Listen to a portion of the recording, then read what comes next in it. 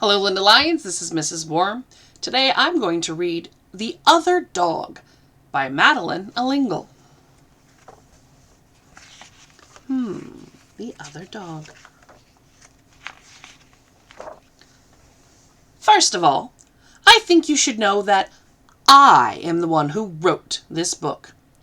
After all, contrary to opinion, the author of a book is very important.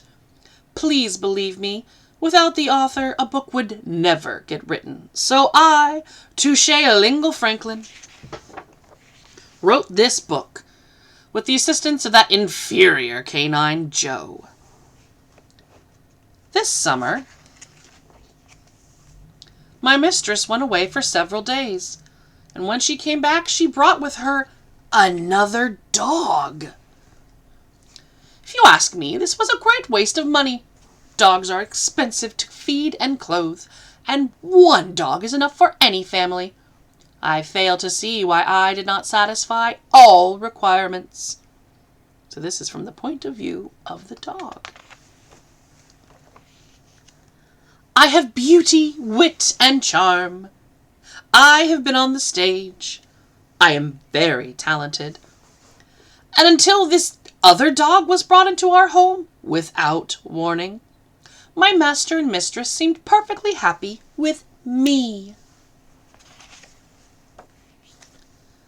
I am very good about sitting on laps. In fact, I love sitting on laps. I know of no other dog who could sit on a lap for as long or as with much patience as I can. So, why another dog?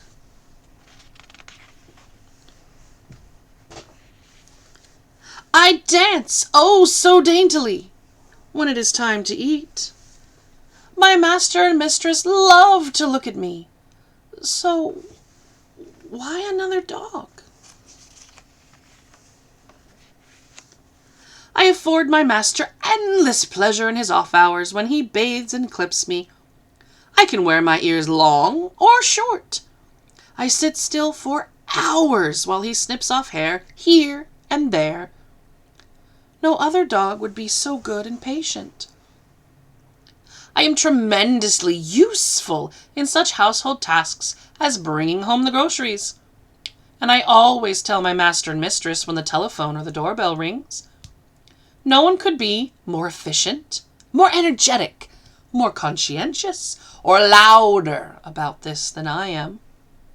So, why another dog?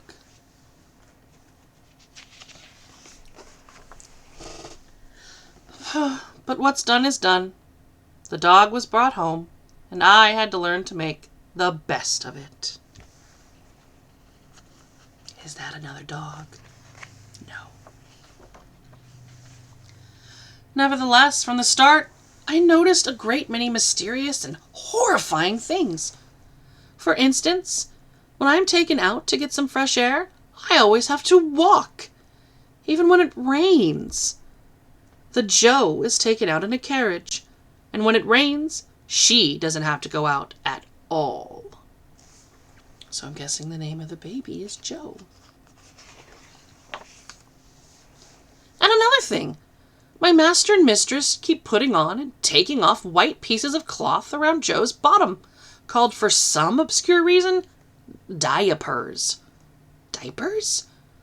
At first, I did not understand the significance of this, but when I did, I was deeply shocked. When I have anything of that sort to do, I go out into the street. White cloths or no, I would never do it in the house. Humph.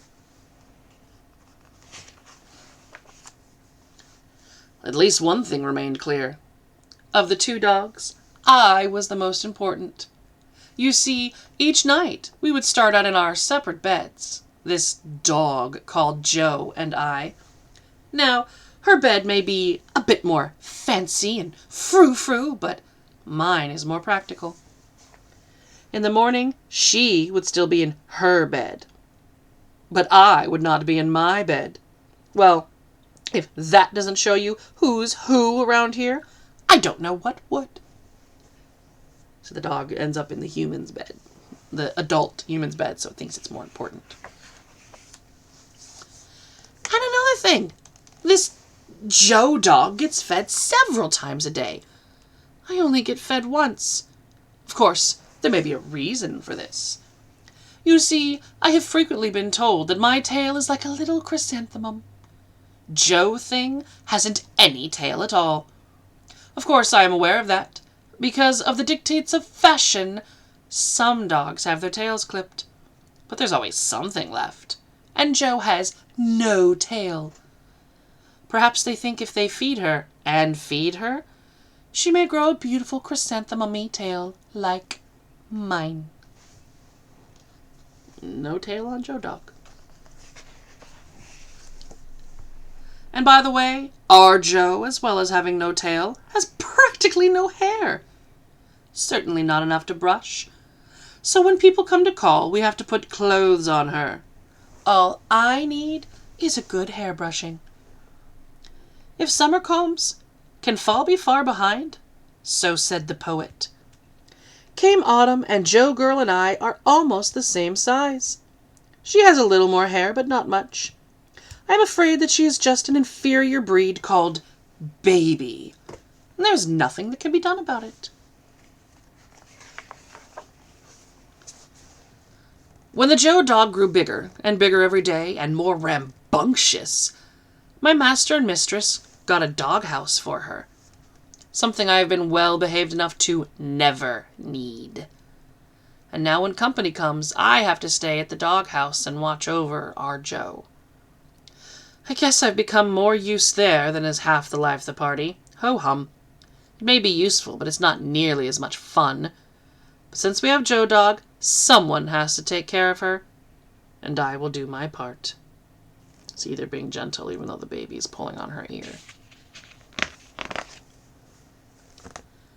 I must admit, though, that in our few conversations she's been most interested in everything I have to say, which is, I think, a definitely encouraging sign of intelligence.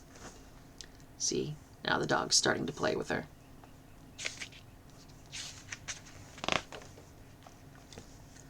Therefore, I must admit that in spite of myself, in spite of Joe Girl, in spite of everything, I'm getting very fond of our other dog. So somehow or other I have come to the unpredictable, surprising, amazing, astonishing, astounding conclusion. So what do they think of it all in the end? In every home, there should be at least 2 dogs.